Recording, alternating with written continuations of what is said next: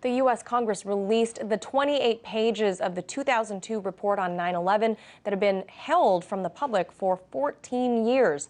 They confirm what many have suspected all along, that the 9/11 hijackers most likely had help from high-ranking Saudi Arabian intelligence officers.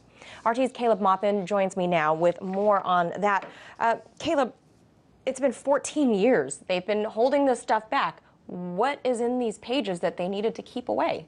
Well, after 14 years, we now have the report. The 28 pages that were redacted from the report are now available to the public. As you can see, not everything is actually available. There's a lot that's been blocked out and cut even from what's been available.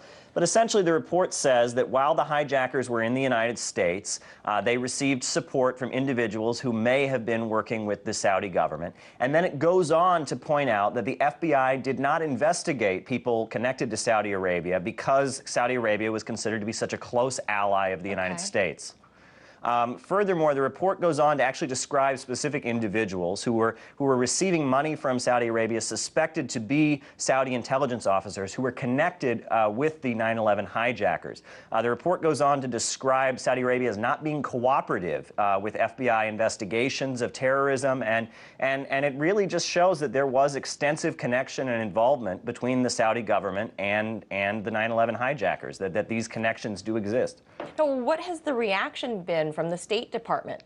Well, anything? It's interesting. Now, we're hearing from some of the families of the 9/11 victims, and they're saying, why did it take 14 years for this report to be released? And, you know, widely, there has been questioning of the U.S. relationship. We're hearing many voices who are questioning the U.S. government's relationship with Saudi Arabia. We know that Saudi Arabia, the U.S. oil companies buy lots of oil from Saudi Arabia. Sure. The major oil companies all are very well connected with the Saudi government, and that a lot of weapons from the United States are sold to the Saudi government. Absolutely. Billions and billions of dollars are sold. So as discussions of this go on, now people are questioning also the timing of the report. Many people are wondering why did they release it on a Friday, right before the Republican National Convention? Why and why the day now? after these attacks in Nice. Yes. And it is possibly a little suspect. I questioned that too when we heard that it was released this morning. All right, thank you so much for giving us the latest on that. That was RT correspondent Caleb Maupin.